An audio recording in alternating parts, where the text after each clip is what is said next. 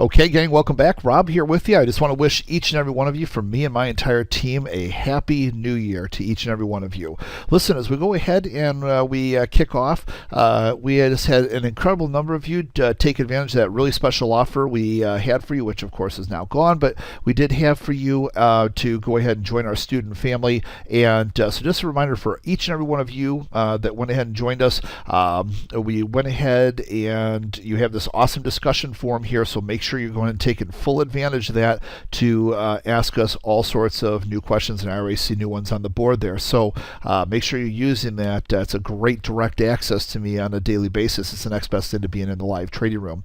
As we go ahead, we take a look at several different instruments tonight. We'll start off with the stock index futures. So the whole thing about stock index futures was really what I shared with you from the videos the other day. It was the same exact concept. We knew we had this whole concept of light volume taking place. We had mentioned that over and over. In fact, let's just take a look at the volume from the last several days. You'll see this was the last pre-Christmas time frame here, and then this was Christmas Eve, Christmas right up till New Year's right over here. Well, you can see at no time do we get above that magenta line that I had drawn for you until today. We finally got above that. So as volume came back in, you remember all during this time I said, look, it's great that it's going up and everything, but watch out when the volume returns, because when the volume returns, then we're likely to go ahead and see selling. That's exactly what we went ahead and saw happen here as the volume came back in today. Okay, so go back and watch last week's worth of volume charts or videos and understand a little bit more about what we were looking for there. So as we then zero that into the actual day, what we were faced with was we were looking for all four of the stock index futures to push down below the important speed lines. So now, and as far as speed lines, for all of you that took advantage of that offer the other day, you should have access to those speed lines now, so you can go ahead and follow along with this. Well, so as we go ahead and we take a look, what we had going well for us was that the S&P, the Russell, and the NASDAQ all were down below their speed lines this morning, and nicely so. The problem we had this morning off the U.S. Open is that while we had the Russell and the others going down, we had this initial jerk reaction to the downside, which got us just a little bit below the speed lines, just a hair below it.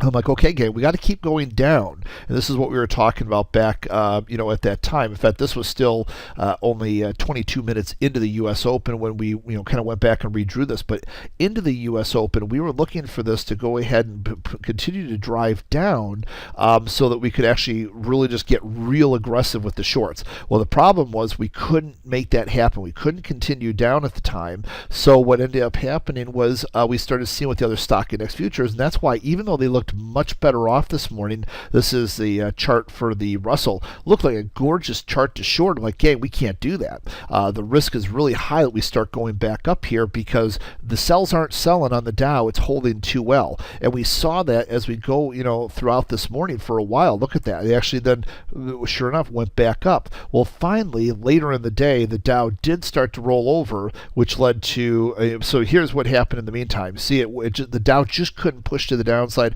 So no sooner did you think it was safe to short things like the Russell, the S&P, and the NASDAQ, and you get these spikes back up. So I kept warning people away from that. Well, finally, we ended up getting the Dow to break down here, and that led to this really nice push then in the other instruments. That's what we were looking for, okay?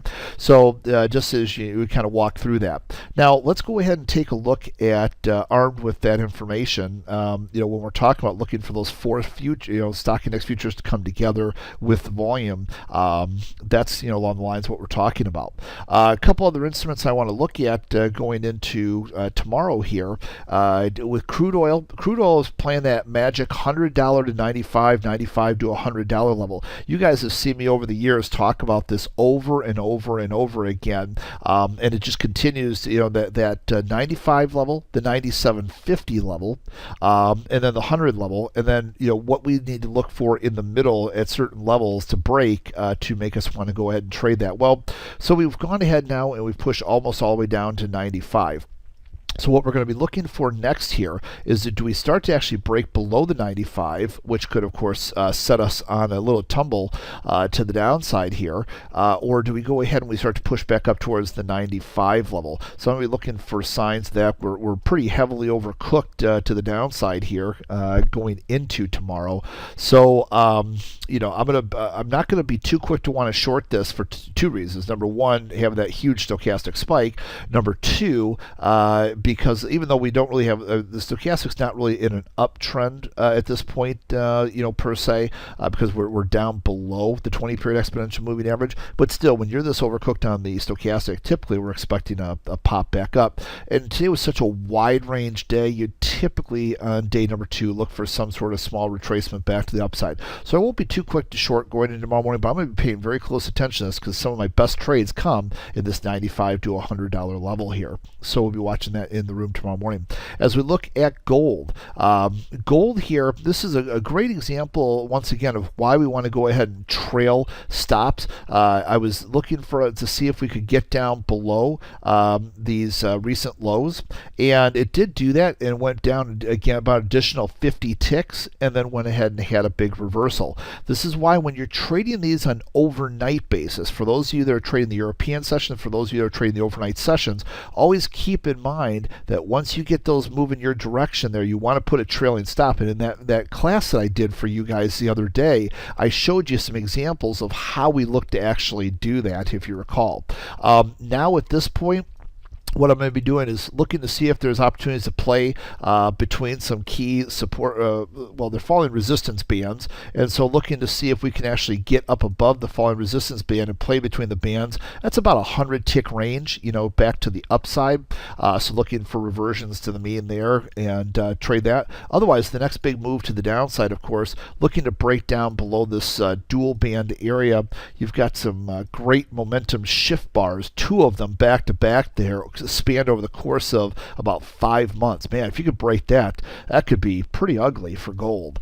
So we're going to be paying real close attention to that, as you can imagine. One other one I've been asked about here a lot in the last several days is Apple, about taking fresh long side trades. Gang, I'm not really interested in taking fresh longs in Apple today. First of all, because right now we're caught between the kill zone. We have falling speed lines while you still have underlying rising support and sideways support here.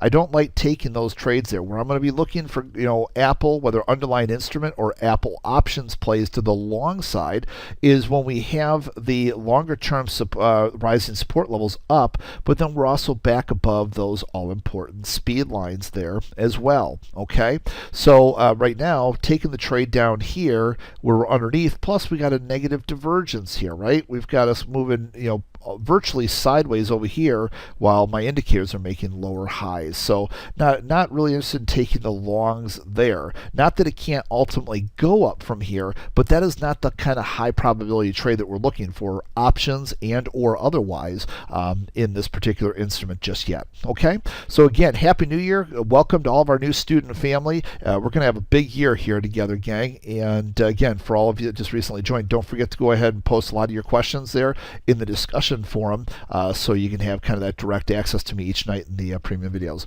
Take care, everyone. I look forward to seeing you in live trading room tomorrow morning and or in this weekend's videos. Bye, everyone.